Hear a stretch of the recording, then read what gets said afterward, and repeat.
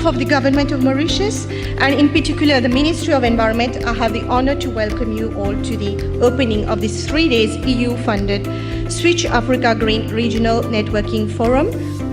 On behalf of the United Nations and on behalf of UNEP, who is the implementing partner of this very significant program, it's my great pleasure to welcome you to this Switch Africa Green Regional Meeting. A very good morning to all of you. First and foremost, let me wish all foreign delegates a warm welcome to the beautiful island of Mauritius. I understand that participants are not only from the 7 pilot African countries, namely Burkina Faso, Ethiopia, Ghana, Kenya, Mauritius, South Africa and Uganda, but also includes some grantees from Europe and North Africa Switch programs, experts from various institutions and development partners.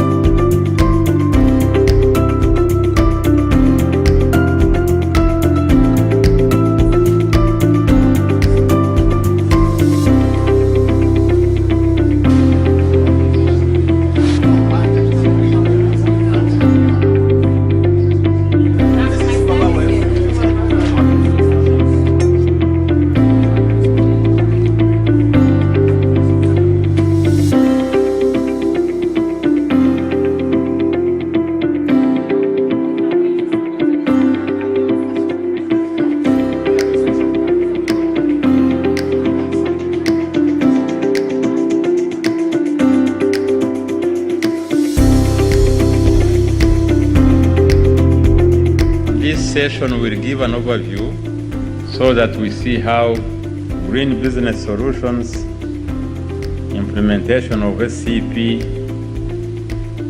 policies in Africa.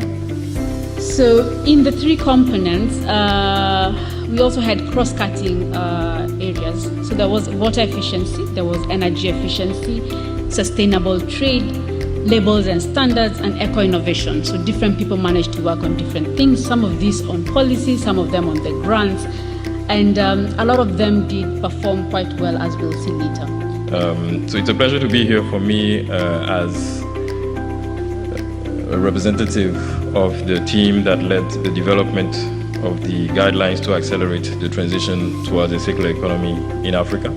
Innovative financing like ecosystem service payment, emerging nowadays in many countries. Also, we are considering extended producer responsibility financing. So in terms of the very first question, and how do we reconcile the guidelines or I guess initiatives that are driven by different organizations, I think it's an important question, and it's one that we are trying to address through the African Circular Economy Alliance.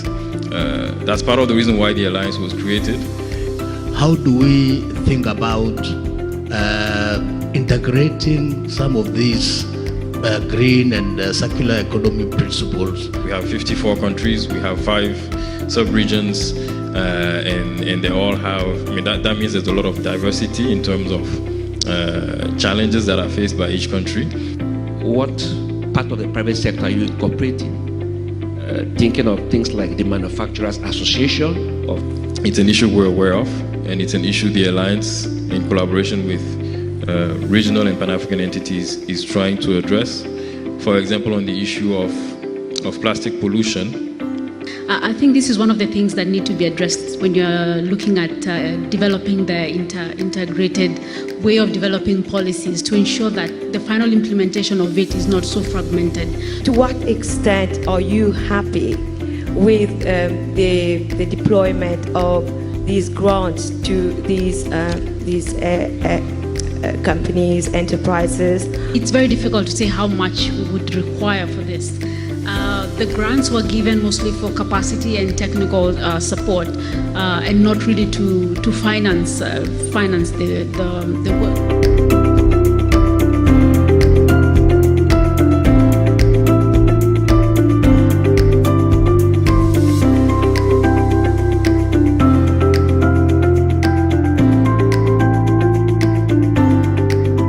As it was discussed by many speakers in the morning, circular economy for Africa is not an option.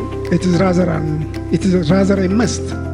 At the same time, we have had this challenge of climate change, and then political turmoils, transitions. The current policies in Ghana, which has supported endeavors toward greener or circular industries. Do you think that these sectoral policies could accommodate the circular economic policies? In Kenya, we have different policies that have changed from linear to circular. The laws of Uganda have what we call procurement and disposal. Whoever buys must dispose what you've bought. I think that first of all, governments must lead the process and then identify who the key stakeholders are.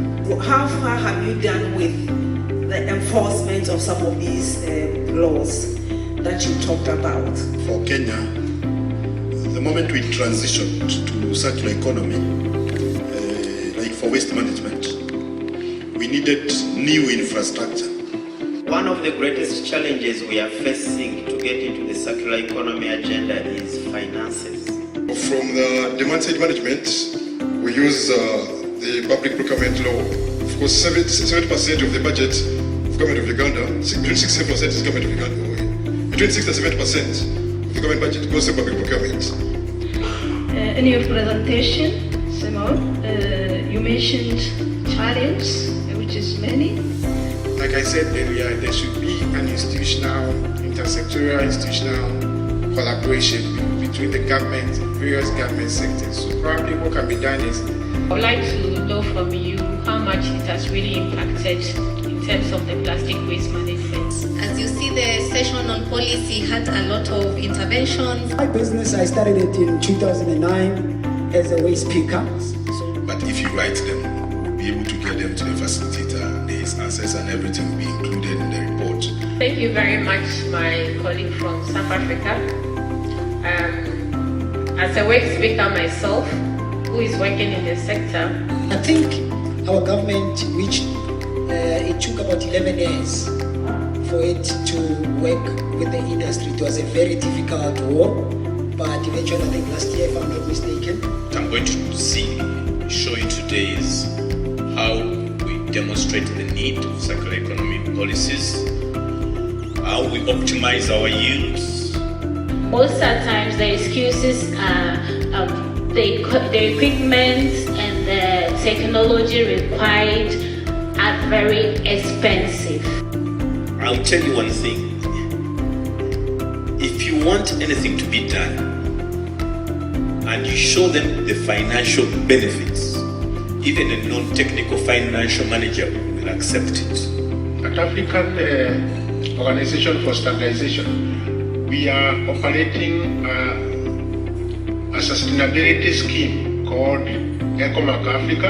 I think we have to look at all the available opportunities out there and exploit them. I'll use the word exploit them. Look at your opportunities, look at the financial benefits. It was a project that closed just before COVID-19. It was, the gist of the project was about training 30 hotels in Mauritius and Mauritius. Je voudrais savoir si ces recettes-là couvrent entièrement vos charges.